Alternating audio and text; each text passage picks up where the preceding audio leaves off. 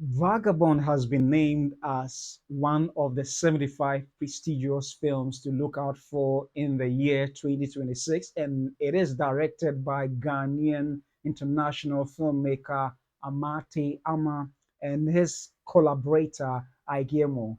And also, Golden Globes took place over the weekend, and it saw the likes of Tiana Taylor and Paul Thomas Anderson winning awards for the film One Battle After Another, amongst other, other prestigious films that we have loved and watched from the year 2025 till now. And also, Sinners is leading with a whopping 18 nominations for the NAACP Award. So we'll be delving into all these stories and more right here on the Film Mandate. My name is Papa Otu. Stay tuned.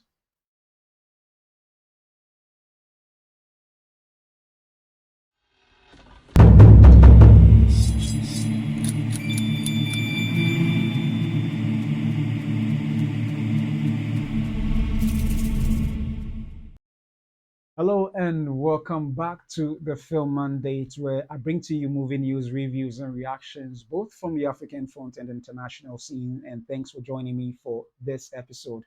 So we'll be delving into the very first story, and as the first story would have it, well, Ike Yemo, Ghanaian producer, and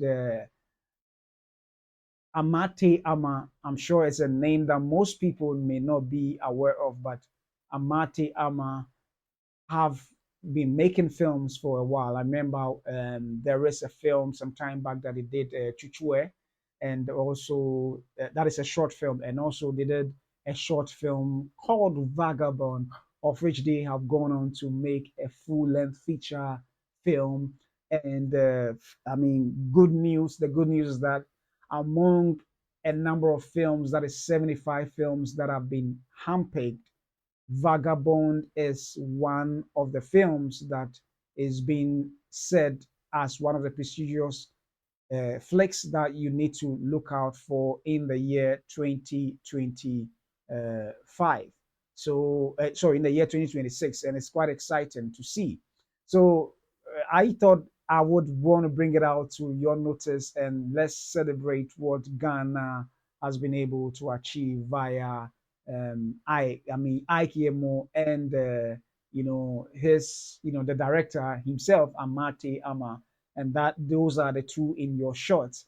And he did celebrate this by posting it on his personal Instagram page. That is Amartey Armar, the director, and this is what the page displays. So let me quickly read what he said here, and then we'll capture um, any other information necessary as well. So this is what he said: they're honored and grateful to be featured in the Screendaily 75 films to look out for in 2026.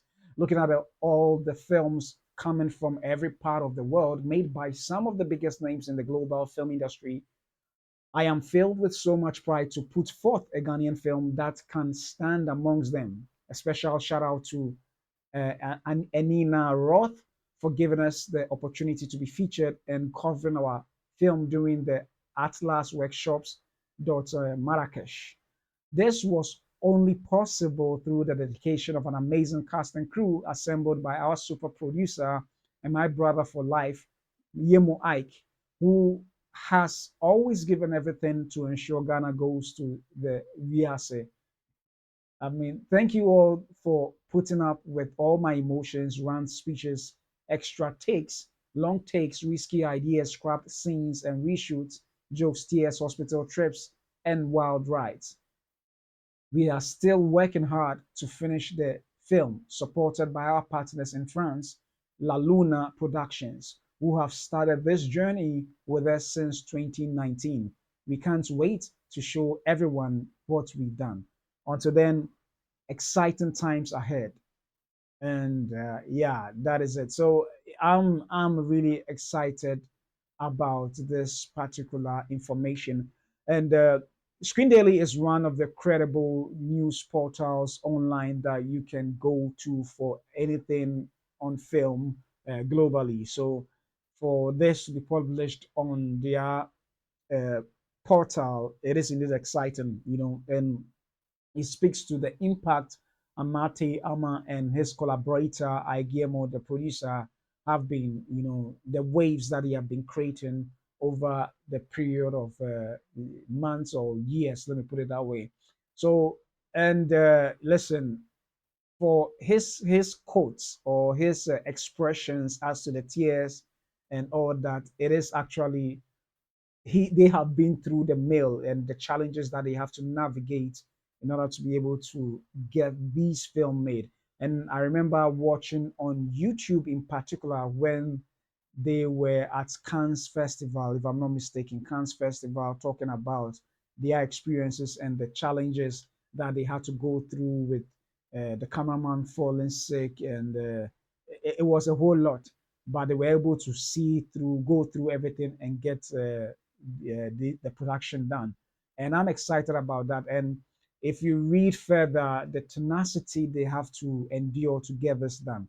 They had to start shooting the film before receiving or getting the entire budget, however way they had to source it to get it done. And it takes a leap of faith to get a film done in this day and age in that manner, because money is a little hard to come by. I mean, generally it has always been the case, but um, especially when you are not so much of an established director. Yes, he's done a couple of short films and others, but it is quite difficult when you are trying to navigate your way to get it done. And I remember watching the a post on when they won an award for the Red Sea Film Festival in is it Egypt or so? Pardon me if I'm missing out.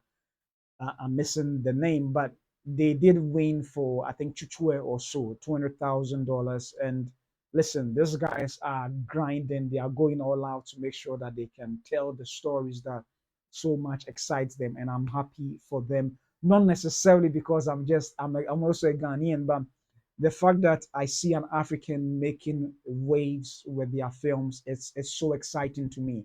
And not just that, but their films, the quality to it is something else. It's something that speaks of how powerful they take the Ghanaian story, and through the lens and technical expertise, they're able to turn a film that perhaps the ordinary, maybe the global community may not pay attention to, and make it something very prestigious for it to be witnessed by the world. And I'm excited that it looks like the Screendaily and their team of expertise and critics have been able to see what Yemo, Ike, and Amartei Armar have been able to produce, and it's quite exciting. And the films that they've made, let me see, I think there's a screenshot of Chuchue, if I'm not mistaken. I had it somewhere. Yeah, so there's a screenshot. Let me put it up. Yeah, so there's a screenshot of I think Chuchue or so, yeah, that they shot. And even from this pic alone, looking at the frame and the composition of the shot alone speaks volumes as to what they are capable of doing. The perspective, the middle ground, the foreground, all those bits and pieces that filmmakers would like to paint an image with. There's so much even just in this short alone. And his filmmaking reminds me of Blitz Bazawule, who made the burial of Kojo, and that was quite an exceptional film that he made in Ghana. And he also went on to do Color Purple. So I think the skies is the limit for Amartei Armar and Guillermo if given the opportunity to do any film at all. And I think they are more than capable of getting it done. And that is what I'm hoping for them. And I'm quite excited. And this is worth celebrating by Africans all over the continent. So congratulations, Amartei Armar and IKMO, for such an acknowledgement by such a prestigious news portal online. So let me know what you think in particular with regards to this particular um, success from this side of the world, from Africa, from Ghana. And if you've ever seen any of his film, what do you think about it? The Chuchue short film or the Vagabond short film that now they have made into a full-fledged feature film? Whatever your thoughts may be, kindly leave it in the comment section below. So we now move on to another epic awards, festival or event in the film calendar, and all of you definitely can speak to the fact that aside the Oscars, some of the very prominent ones, or one of the most prominent one, is the Golden Globes. And at the Golden Globes, there were several expectations as to which might win, and definitely the one that should win. And it looks like some prevailed and others actually didn't turn out the way they were hoping it would. And therefore, it was held just this past Sunday, where it saw a number of films that were expecting to win actually win. So one of them is One Battle After Another, and it looks like they nabbed the Best Director award together with the Best Supporting Actress in Teyana Taylor, also grabbing that particular win. So it has been quite exciting for some, and also definitely it sounds like or it looks like a snub for others. So we're quickly going to go through the wins as we see on the website, publishing the news portal. Um, yeah, so we're quickly going to go through that on the BBC, and then if we have enough time, we can take a look at some of the potential snubs that may have occurred as a result of this. So quickly, we take a look at the BBC website, and this is what it says: that Golden Globes 2026, the full list of winners. So the Golden Globe Awards have been handed out in Los Angeles, honoring the best in film and television of the past 12 months. One battle after another, and Hamnet won the top awards in the film categories, while on the TV side, Netflix's Adolescence continued its winning streak. Here's the full list of winners and nominees. It's quite a lengthy list, so I think I would have to rush through, so I may not necessarily mention all the films in each category. So starting with the best film drama, winner goes to Hamnet.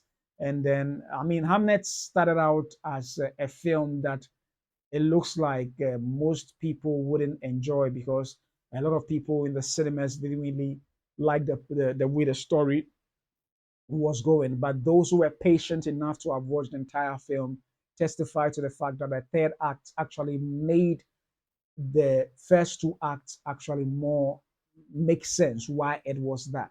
Because I remember watching John Campia and said, and he said that when he went to the cinema to watch it, he actually thought of leaving during the first two acts, because it didn't really pull on him as he was expecting. But then when he watched the third act, it now made sense why the first two acts were like that, heightening the emotional impact of the third act on the viewers. And that actually is an expert, that is an expert filmmaking by a master craftswoman at that, and that is Chloe Zhao, pardon me. But definitely Frankenstein, it was just an accident. I'm sure these films and Sinners were expertly done. It's unfortunate that Sinners didn't win. I think Sinners is such an aspect of a film. Definitely, I don't know. They may have their reasons why they chose Hamnet, but regardless, I'm sure it is deserving of the win and therefore was chosen. Let's move on to best film, musical or comedy. So here we have One Battle After Another, and it looks like when you have Paul Thomas Anderson's film, this one particularly in any category, it is very, very likely that it's going to win. And that is what all most of the critics and film pundits have been talking about as the top two films that is likely going to sweep the Oscars awards when it finally takes place. That One Battle After Another, and also Sinners, directed by Ryan Coogler. So this doesn't seem to be a contest at all. Now we go to best non-English language film. We have The Secret Agent. I must admit I haven't watched that, so I do not know exactly how it takes place. But there are also some powerful films in there where you have the voice of Hind Rajab. That has to do with the little girl who was killed in an attack in the I think the in Gaza also. And No Other Choice is also a very powerful film from South Korea. It blends thriller and comedy and some these two kind of genres that South Korea are really experts in. We have best animated film K-pop Demon Hunters. Obviously, looks like that is the year for them. And Demon Slayer may be from the same region and very powerful, but it looks like it cannot compare to the pool and power of K-pop Demon Hunters and how it was made. Zootopia 2 is also quite a very good film and making big waves at the box office. I think it's already grossed over $1 billion. So yeah, best actress drama Jessie Buckley of Hamnet. I'm sure no arguing about that. Best actor drama, we have Wagner Moura, the secret agent. As I said, I haven't watched it. I was also, from the little observations I learned, Train Dreams, starring Joel Edgerton, also is a powerful film, and Joel Edgerton proved the performance. Sinners didn't win it. I mean, Michael B. Jordan didn't win it, and I watched a YouTuber explaining why Michael B. Jordan should have won. And he explained the fact that Michael B. Jordan turned out not just one performance, but two performances, and they were both very riveting and very impactful, and therefore he should have won. And well, I want to know by which criteria the Golden Globes, judged this by, but I'm sure for Wagner Moura to have won, they might have that might have been a good reason, hopefully. Yeah, so there we also go on to best actress in musical or comedy. We have Rose Byrne for If I Had Legs I'll Kick You, and that's in your short. And also we move on to best actor musical or comedy, and there we have Timothy Chalamet winning for Marty Supreme. You have the big wigs also in there: George Clooney, Leonardo DiCaprio, Ethan Hawke, Lee Byung Hun for No Other Choice, and Jesse Plemons. And these are all powerhouses of the filmmakers or actors. So yeah, we're going on to Best Supporting Actress winner Tiana Taylor, One Battle After Another, and she is really really good. Emily Blunt, the Smashing Machine, Elfan Ariana Grande, Igna Ip's daughter Lilias, and Amy Madigan. So these are all very powerful actresses. Some I do not know, I must be honest. Inga Ip's daughter Lilias and Amy Madigan. I'm sure I might have seen a movie, but I'm not so sure who that name represents. Points to the fact that I haven't watched Weapons yet. So we go on to Best Supporting Actor. We have winner Stellan Skarsgård.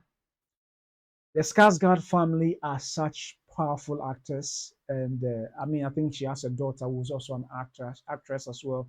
And these family, the Skarsgård, are such powerhouses. So hey, it's of no surprise to have him win. If you watch his performance in the Dune movies, it is something else.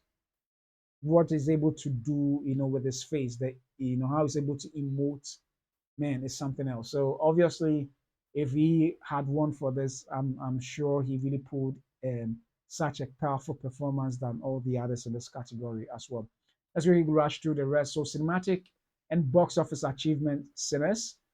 Um, Interesting. Not Avatar, Fire and Ash. Okay, yeah, yeah, Sinners. And also we have, I mean, Zootopia, if it's okay, cinematic, so it's not just the box office achievement, but in terms of how powerful it is. So yeah, best, and this might be, I don't know whether it's a popular vote or it's still voted by the college who are behind it.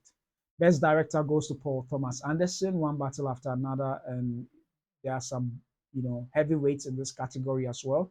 We also have Paul Thomas Anderson winning for best screenplay, and this is where, and I think an article said that it looks like Ram Kugler was snubbed in this category, and yeah.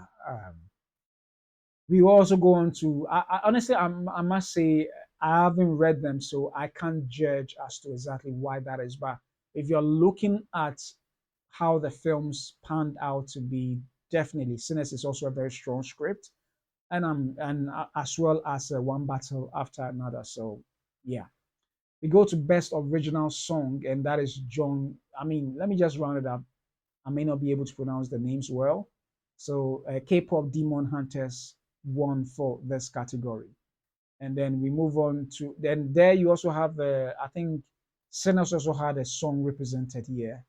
And the scores and Sinners are quite amazing. So the song and scores and Sinners are quite amazing. Obviously, Sinners won for the best original score, which I have no qualms with that.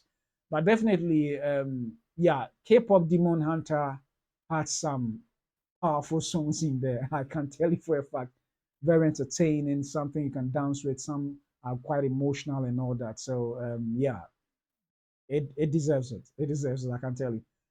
That's not to take anything away from any of these films, particularly from Sinners as well.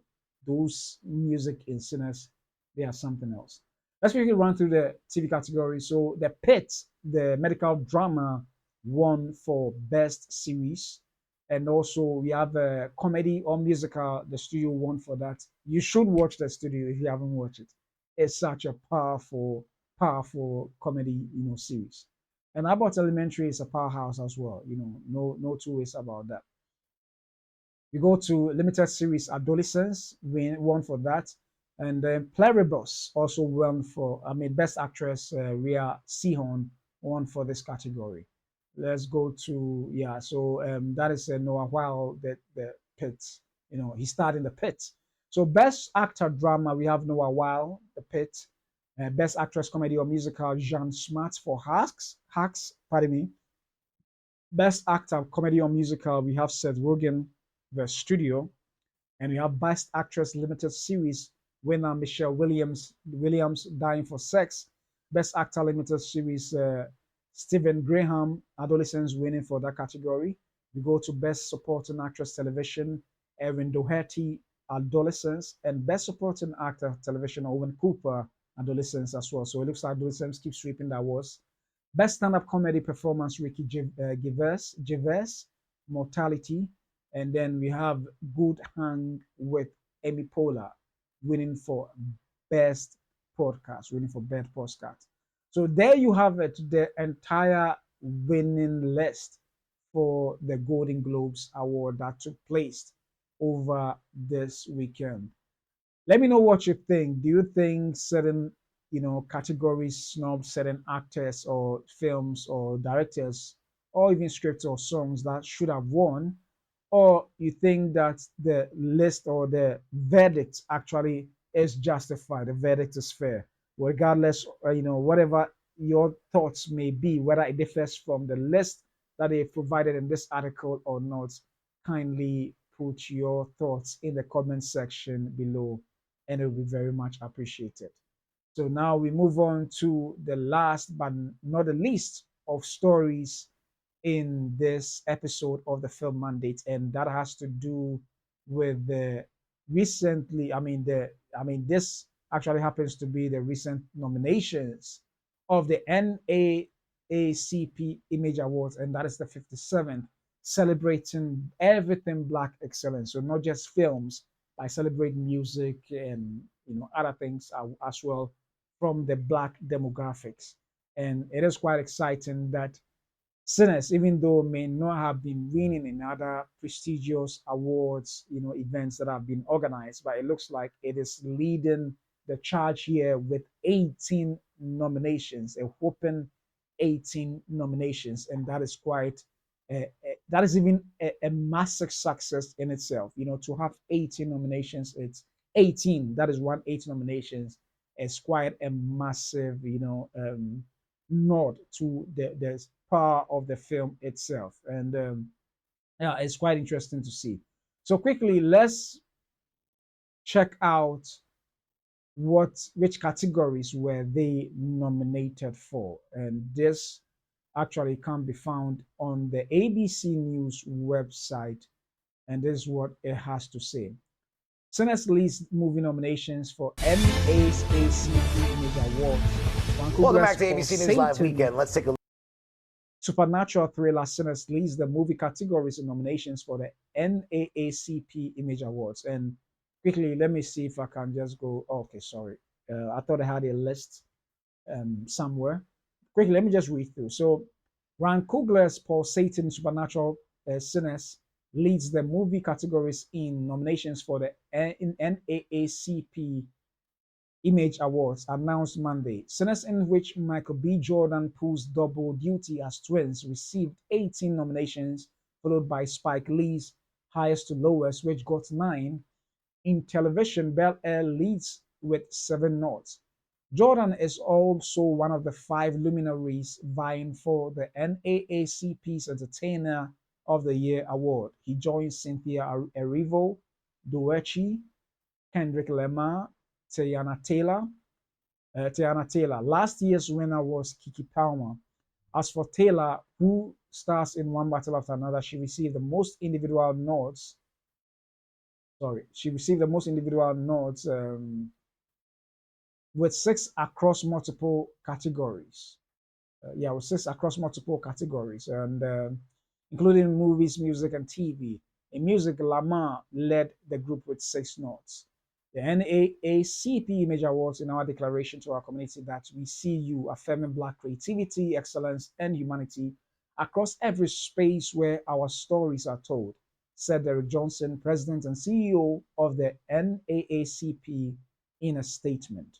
Yeah, so that is quite a big, massive nod for Sinners, and definitely for everyone who has watched Sinners, you can testify to how cinematic of a film it is in its execution, and definitely, every pieces that was brought together to make this film work actually did work out so well. And I must say that for it to be nominated 18, very deserving of it.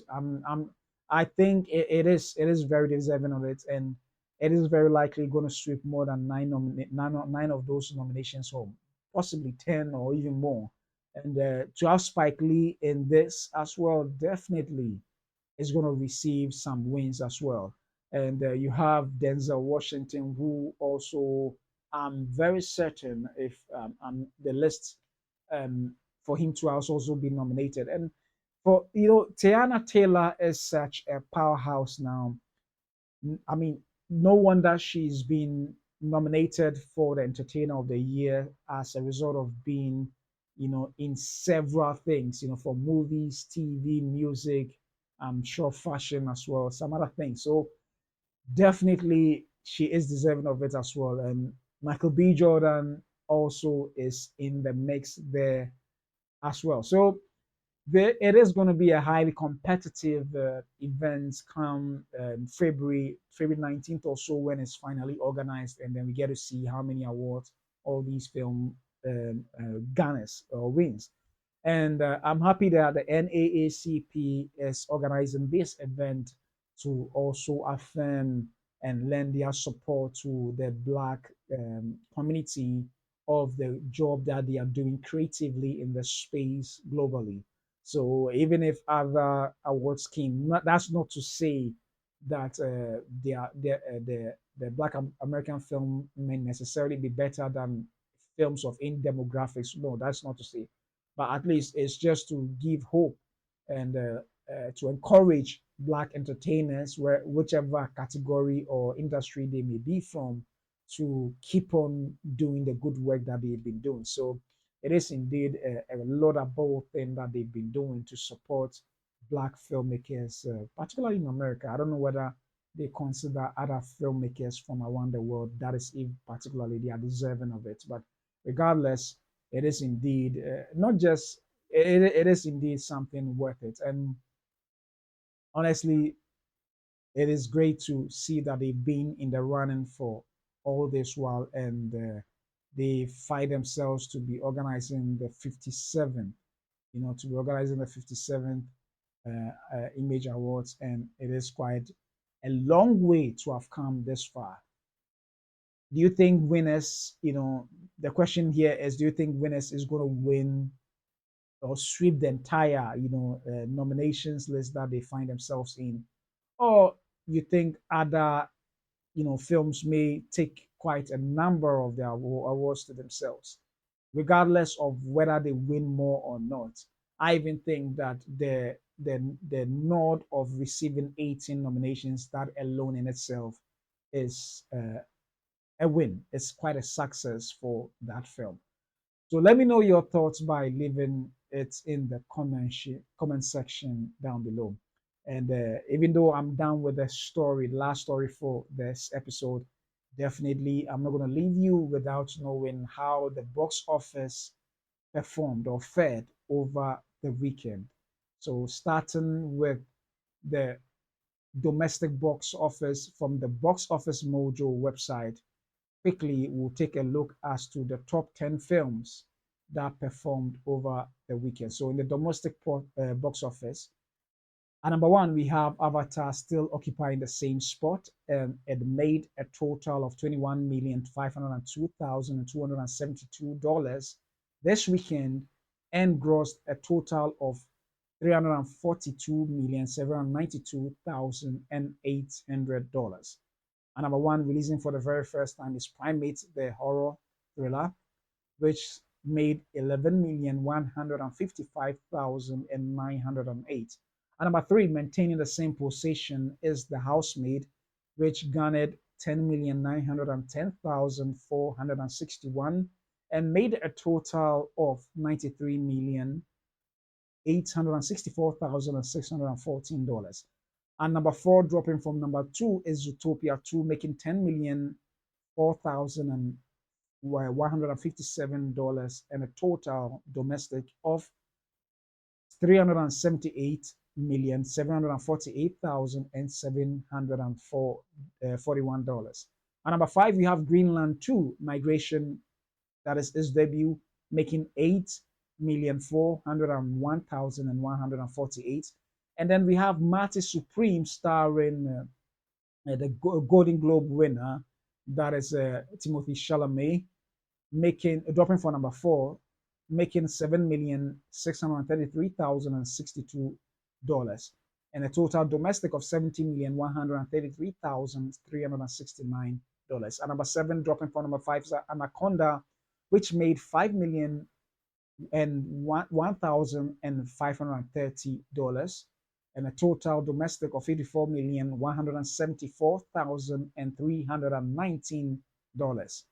And number eight, dropping from number six, is the SpongeBob movie Search for SquarePants, and it made $3,872,799 and a total domestic of $63,703,585.